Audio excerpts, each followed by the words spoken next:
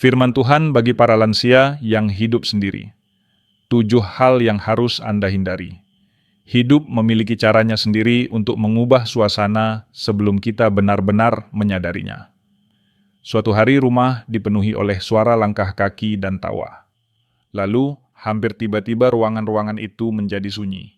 Hidup sendiri di usia lanjut bisa menjadi sebuah berkat, tetapi juga sebuah tantangan. Ada kedamaian ya, tetapi juga bisa ada rasa perih dalam keheningan. Dalam saat-saat seperti ini, sangat mudah untuk merasa seolah-olah dunia telah berjalan maju tanpa Anda. Hari-hari terasa menyatu dan terkadang begitu pula pikiran-pikiran.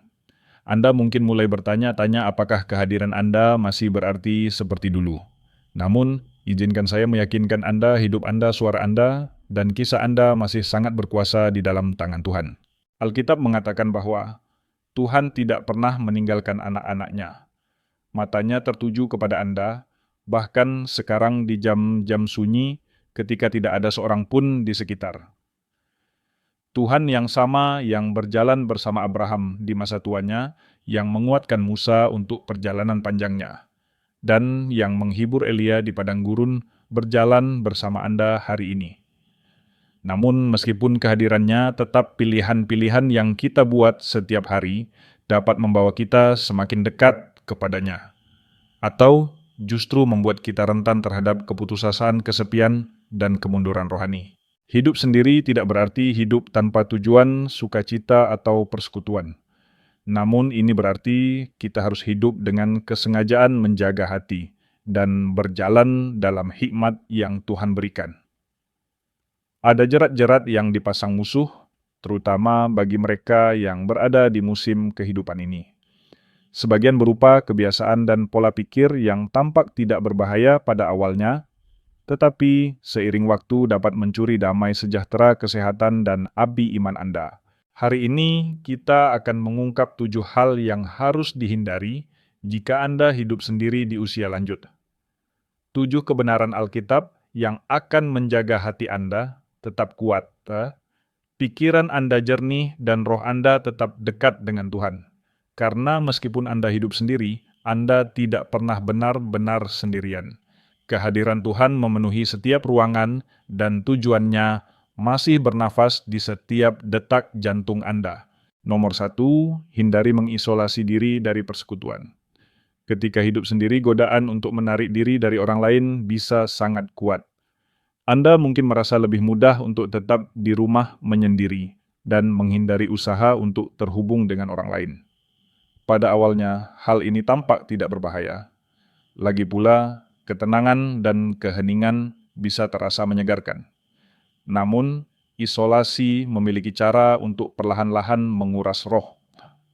Alkitab memperingatkan kita dalam Amsal 18:1, orang yang memisahkan diri mencari keinginannya sendiri, ia menentang segala pertimbangan yang bijaksana. Ketika kita menjauh dari tubuh Kristus, kita bukan hanya kehilangan dorongan dari orang lain, tetapi juga kehilangan kesempatan untuk menguatkan mereka. Tuhan merancang kita untuk persekutuan. Dalam Ibrani 10:24-25, kita diingatkan untuk tidak menjauhkan diri dari pertemuan-pertemuan ibadah, tetapi saling menasihati terlebih lagi menjelang hari Tuhan yang semakin dekat. Persekutuan lebih dari sekadar hadir di gereja pada hari Minggu. Ini tentang tetap terhubung dengan keluarga iman. Ini tentang memberitahu seseorang ketika Anda sedang berjuang mengundang orang lain masuk ke dalam hidup Anda dan hadir dalam hidup mereka. Kesepian bukan sekadar perasaan. Ia adalah lahan subur bagi keraguan, ketakutan, dan kekeringan rohani. Ketika Anda tetap berada dalam komunitas iman, Anda bertumbuh lebih kuat. Kisah dan doa orang lain menginspirasi Anda. Anda mendengar kesaksian yang mengingatkan Anda bahwa Tuhan masih bekerja. Anda mendapatkan sukacita dalam melayani orang lain meskipun dalam cara yang kecil. Anda bisa menelepon seorang teman untuk berdoa bersama, berbagi makanan dengan tetangga, atau mengirimkan pesan penguatan. Setiap hubungan memperkuat ikatan yang Tuhan maksudkan bagi umatnya. Sebaliknya, isolasi dapat mendistorsi kenyataan. Ketika kita terlalu lama sendirian, Masalah kecil terasa lebih besar, ketakutan terdengar lebih keras, dan pengharapan bisa memudar. Namun, ketika kita dikelilingi oleh orang lain, kita diingatkan akan gambaran yang lebih besar, bahwa Tuhan masih bergerak, dan umat-Nya masih berjalan dalam janji-janjinya. Dan Anda mungkin berpikir, tetapi saya tidak ingin menjadi beban. Biarkan saya mengatakan ini kepada Anda. Anda bukan beban, Anda adalah berkat. Keluarga Tuhan tidak lengkap tanpa Anda. Hikmat Anda, doa Anda, kehadiran Anda, semuanya berarti. Jangan merampas orang lain dari anugerah untuk mengenal Anda. Musuh ingin memisahkan Anda dari kawanan, karena seekor domba yang sendirian lebih rentan terhadap serangan. Tetapi ketika Anda tetap berada dalam persekutuan, Anda tinggal dalam keamanan kandang di bawah pemeliharaan Sang Gembala dan bersama mereka yang mengasihinya. Biarlah rumah Anda menjadi tempat di mana iman dibagikan, dan biarlah hati Anda terbuka bagi hubungan-hubungan yang masih ingin Tuhan hadirkan. Nomor 2, hindari mengabaikan kesehatan dan tubuh Anda. Alkitab mengatakan dalam 1 Korintus 6:20 bahwa tubuh kita adalah bait Roh Kudus. Ini berarti kesehatan Anda baik fisik, mental, maupun emosional bukanlah hal kecil di mata Tuhan. Kesehatan adalah bentuk pengelolaan yang Tuhan percayakan kepada kita. Ketika hidup sendiri sangat mudah untuk jatuh ke dalam kebiasaan-kebiasaan yang perlahan merusak kesehatan. Anda mungkin melewatkan waktu makan, menghindari olahraga, atau menunda pemeriksaan medis rutin karena terasa merepotkan. Namun, merawat tubuh adalah salah satu cara menghormati Dia yang telah memberikannya kepada Anda. Kesehatan yang baik memungkinkan Anda terus melayani Tuhan dengan kekuatan dan sukacita. Musuh lebih senang melihat Anda lemah lelah dan terdistraksi oleh penyakit-penyakit yang sebenarnya bisa dihindari. Tetapi Tuhan rindu agar Anda berjalan dalam kekuatan yang Ia sediakan, menggunakan setiap tahun yang Ia berikan dengan potensi penuh. Ini bukan berarti mengejar kesempurnaan atau standar kecantikan dunia. Ini berarti memperhatikan pilihan-pilihan kecil setiap hari, apa yang Anda makan, bagaimana Anda bergerak, bagaimana Anda beristirahat yang bersama, sama membentuk kesejahteraan Anda. Bahkan tindakan sederhana seperti minum lebih banyak air, berjalan kaki sebentar, atau mengonsumsi buah dan sayuran segar dapat membawa energi dan kejernihan pikiran yang baru. Mengabaikan kesehatan tidak hanya memengaruhi tubuh tetapi juga roh. Kelelahan dapat membuat doa terasa lebih sulit. Rasa sakit yang berkepanjangan dapat meredupkan sukacita. Pola makan yang buruk dapat mengaburkan pikiran. Musuh sering menggunakan pergumulan fisik ini untuk membuat Anda merasa tak berdaya atau putus asa. Itulah sebabnya memperlakukan tubuh dengan baik bukanlah kesombongan. Ini adalah disiplin rohani. Ketika Elia merasa sangat lelah, dalam 1 Raja-Raja 19, Tuhan tidak langsung memberinya khotbah. Tuhan memberinya makanan dan istirahat. Setelah Elia dikuatkan, barulah Tuhan berbicara kepada hatinya. Ini adalah pengingat yang indah bahwa merawat tubuh seringkali mempersiapkan kita untuk mendengar suara Tuhan dengan lebih jelas. Jika Anda hidup sendiri, tetapkan tujuan kesehatan yang kecil dan realistis. Simpan makanan bergizi di rumah. Tetap aktif dengan cara yang Anda nikmati. Buat janji medis ketika diperlukan. Mintalah seorang teman atau anggota gereja untuk menanyakan kabar kesehatan Anda. Anda tidak harus melakukan semuanya sekaligus. Lakukan dengan konsisten. Tubuh Anda adalah hadiah dari Tuhan Wadah yang Ia gunakan untuk menggenapi karyanya melalui Anda. Ketika Anda merawatnya, Anda berkata, Tuhan, aku menghargai hidup yang Engkau berikan dan aku ingin melayanimu dengan kekuatan. Nomor 3, hindari memenuhi pikiran dengan ketakutan dan kekhawatiran. Ketakutan memiliki cara untuk terdengar lebih keras ketika ruangan sunyi. Saat Anda hidup sendiri tidak ada percakapan terus-menerus atau gangguan untuk meredam pikiran-pikiran cemas. Pikiran dapat mulai memutar ulang berbagai kemungkinan terburuk. Takut akan masa depan, takut akan penyakit, takut akan kecelakaan, takut akan dilupakan. Semua ini dapat menetap seperti tamu yang tidak diundang jika kita membiarkannya. Namun, firman Tuhan berbicara dengan jelas mengenai hal ini. Dalam 2 Timotius 1:7 dikatakan bahwa Tuhan tidak memberikan kepada kita roh ketakutan, melainkan roh yang membangkitkan kekuatan kasih dan ketertiban. Ketakutan tidak berasal dari Tuhan. Itu adalah senjata musuh untuk melemahkan iman Anda, menguras sukacita Anda, dan menghalangi Anda untuk hidup sepenuhnya. Kekhawatiran adalah ketakutan yang terus diulang-ulang dalam pikiran. Yesus memperingatkan dalam Matius 6:34 agar kita tidak khawatir tentang hari esok, karena hari esok mempunyai kesusahannya sendiri. Ini bukan berarti bersikap ceroboh terhadap masa depan, tetapi menolak membiarkan masalah yang belum terjadi mencuri damai sejahtera hari ini.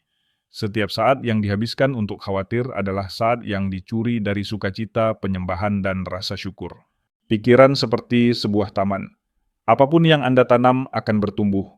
Jika Anda mengisinya dengan pikiran cemas ketakutan, akan tumbuh seperti rumput liar. Tetapi jika Anda mengisinya dengan firman Tuhan, penyembahan dan ucapan syukur damai sejahtera akan bersemi. Filipi 4:8 menasihati kita untuk memikirkan segala sesuatu yang benar, mulia, adil, murni, manis, dan patut dipuji. Ini bukan sekadar nasihat yang indah, tetapi strategi rohani untuk melindungi pikiran. Salah satu cara terbaik untuk mengusir ketakutan adalah dengan mengucapkan firman Tuhan dengan suara keras. Ketika musuh mencoba menanamkan kebohongan, seperti "kamu sendirian, kamu tidak aman, tidak ada yang peduli," Anda dapat menyatakan Tuhan adalah gembalaku, takkan kekurangan aku. Gantikan ketakutan dengan kebenaran, sampai ketakutan itu tidak menemukan tempat untuk tinggal.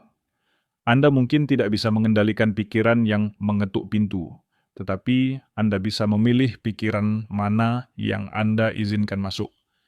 Jadikan rumah Anda tempat di mana penyembahan terdengar firman Tuhan, terlihat, dan suasana dipenuhi janji-janjinya.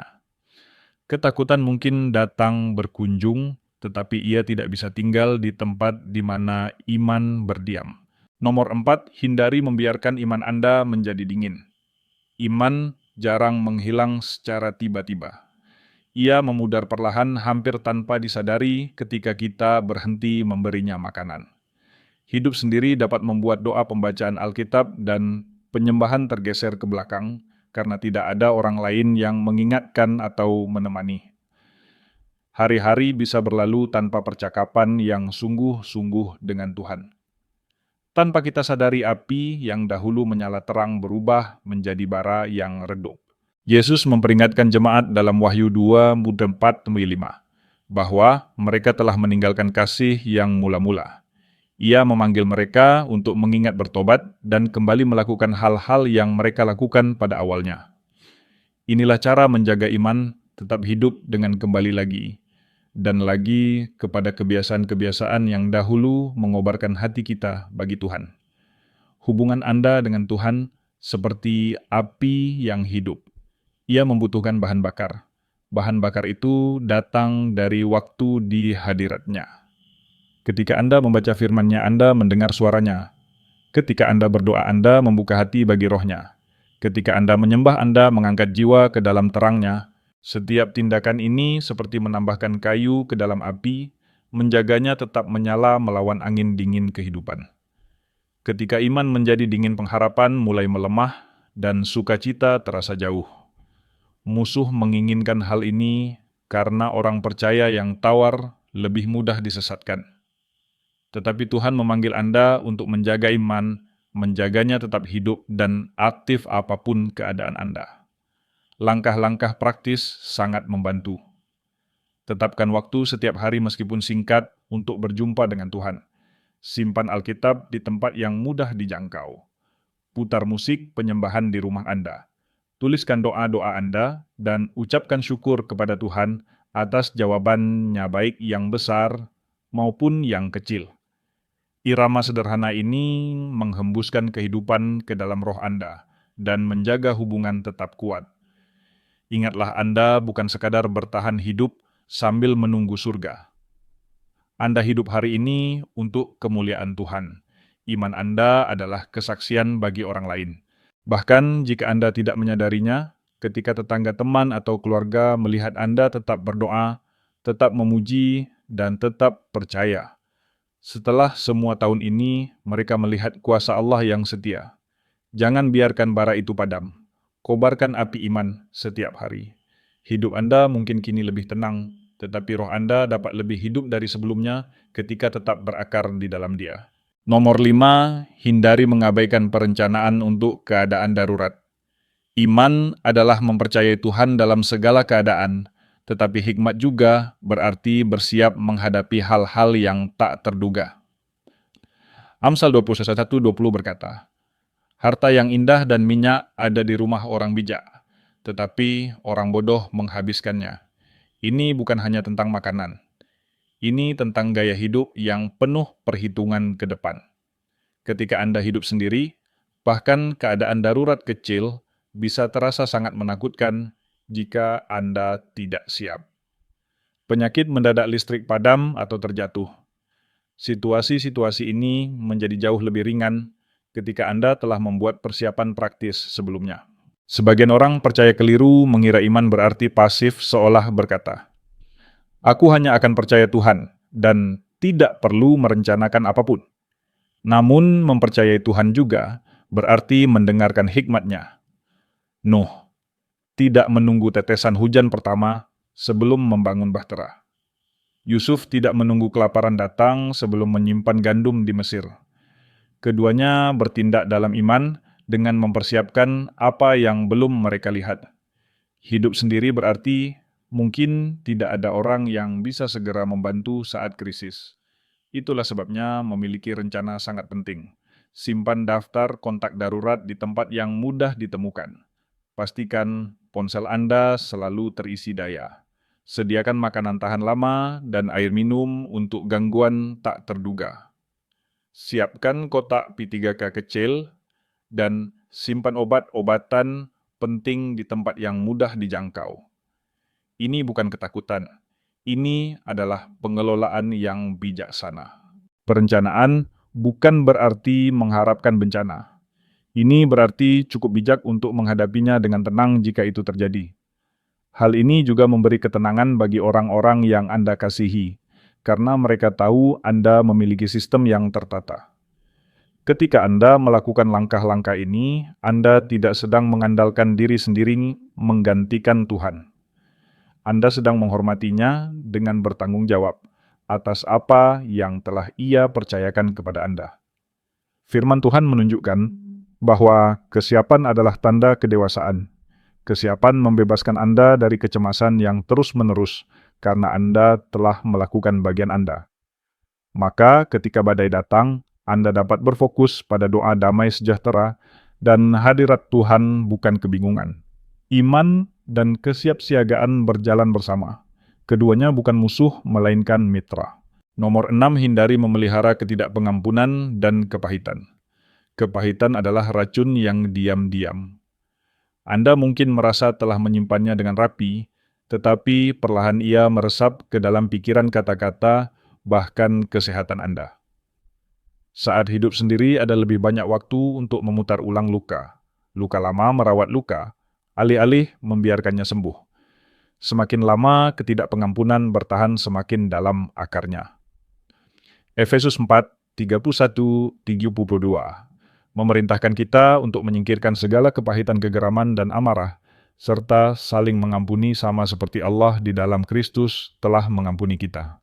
Mengampuni bukan berarti membenarkan kesalahan yang dilakukan terhadap Anda.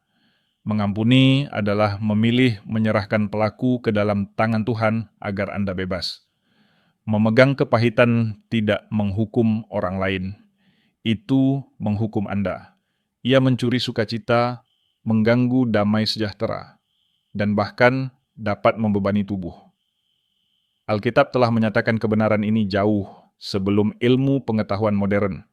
Yesus memberi teladan tertinggi di kayu salib ketika ia berdoa, "Ya Bapa, ampunilah mereka, sebab mereka tidak tahu apa yang mereka perbuat."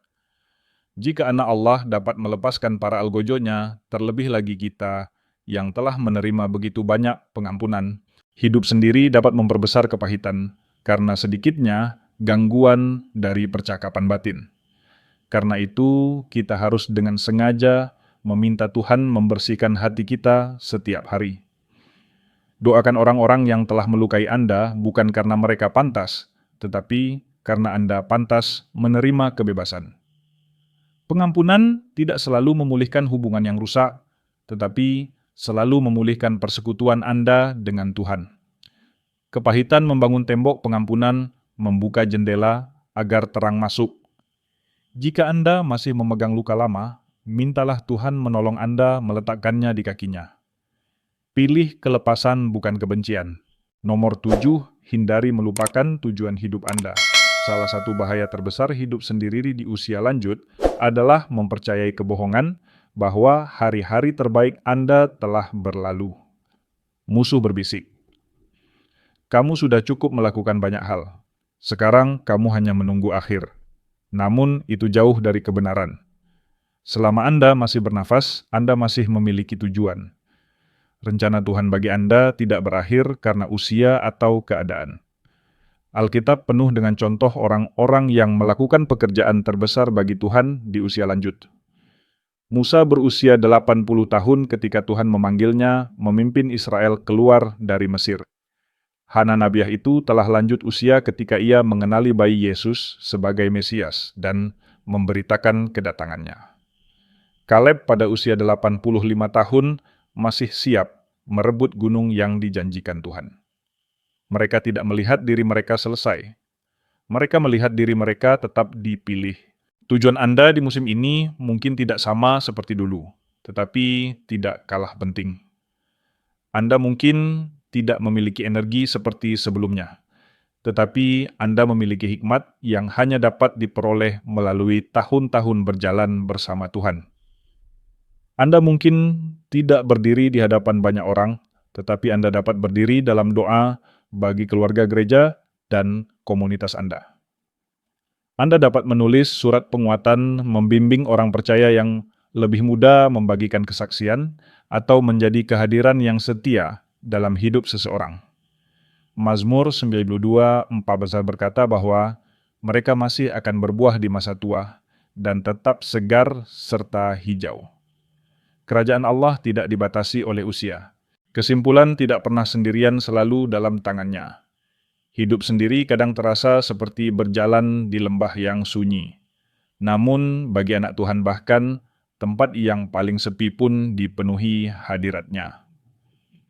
7 hal ini bukan sekadar aturan, melainkan pagar pelindung agar hati Anda aman, roh Anda kuat, dan hidup Anda penuh tujuannya. Hindari isolasi. Rawat tubuh Anda. Jaga pikiran dari ketakutan. Pelihara iman. Rencanakan dengan bijak. Lepaskan kepahitan. Dan ingatlah panggilan Tuhan bagi Anda. Hidup Anda adalah terang yang dunia sangat butuhkan. Anda tidak pernah benar-benar sendirian. Tuhan menyertai Anda sekarang dan selama-lamanya.